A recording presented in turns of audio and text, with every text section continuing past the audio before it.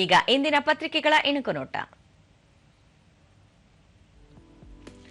ಮಹಿಳಾ ಮೀಸಲು ಜಾರಿಗೆ ಅಧಿವೇಶನ ಏಪ್ರಿಲ್ 16ರಿಂದ 3 ದಿನ ಸಂಸತ್ ವಿಶೇಷ ಕಲಾಪ. ಆಮದು ಮೇಲಿನ ಕಸ್ಟಮ್ಸ್ ತೆರಿಗೆ ಇಳಿಸಿದ ಕೇಂದ್ರ, 40 ಪೆಟ್ರೋಕೆಮಿಕಲ್ಸ್ ಉತ್ಪನ್ನಕ್ಕೆ ಸುಂಕ ವಿನಾಯಿತಿ.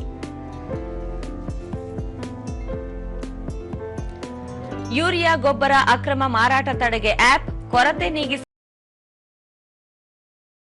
ಸಿದ್ಧತೆ. ಎಸ್ಎಸ್ಎಲ್ಸಿ ಪರೀಕ್ಷೆ 1 ಮುಕ್ತಾಯ, ಏಪ್ರಿಲ್ 24ಕ್ಕೆ ಫಲಿತಾಂಶ ಪ್ರಕಟ. ಏಪ್ರಿಲ್ 5ರಿಂದ 20ರವರೆಗೂ ಮೌಲ್ಯಮಾಪನ, ಮೇ 18ರಿಂದ ಪರೀಕ್ಷೆ 2. ಐಪಿಎಲ್ ಕ್ರಿಕೆಟ್, ಚೆನ್ನೈನಲ್ಲಿ ಇಂದು ಸಿಎಸ್ಕೆ ಪಂಜಾಬ್ ಕಿಂಗ್ಸ್ ಕಾದಾಟ. ಇವು ಇಂದಿನ ಪತ್ರಿಕೆಗಳ ಪ್ರಮುಖ ಸುದ್ದಿ. ಉಳಿದಂತೆ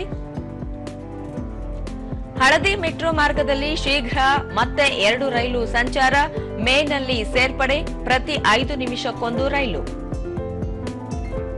ನೈಋತ್ಯ ರೈಲ್ವೆ 106 ರೈಲುಗಳ ವೇಗ ಹೆಚ್ಚಳ, ಬೆಂಗಳೂರು ವಿಭಾಗೀಯ ರೈಲ್ವೆ ವ್ಯವಸ್ಥಾಪಕ ಅಶುತೋಷ್ ಕುಮಾರ್ ಸಿಂಗ್ ಹೇಳಿಕೆ. ರಕ್ಷಣಾ ರಫ್ತು ದಾಖಲೆಯ ಏರಿಕೆ, 2026ನೇ ಹಣಕಾಸು ವರ್ಷದಲ್ಲಿ ಮಹತ್ತರ ಸಾಧನೆ ನಿರೀಕ್ಷೆ.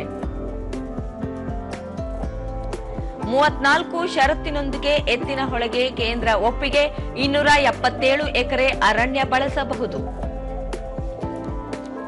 ಚಂದಿರನ ಪ್ರದಕ್ಷಿಣೆಗೆ ಹೊರಟ ನಾಸಾ ನೌಕೆ, ಆರ್ಟೆಮಿಸ್ 2 ಉಡ್ಡಯನ ಯಶಸ್ವಿ, ಶಶಿಯ ಅಂಗಳದಲ್ಲಿ ಸೌರ ವಿಕಿರಣ ಅಧ್ಯಯನ.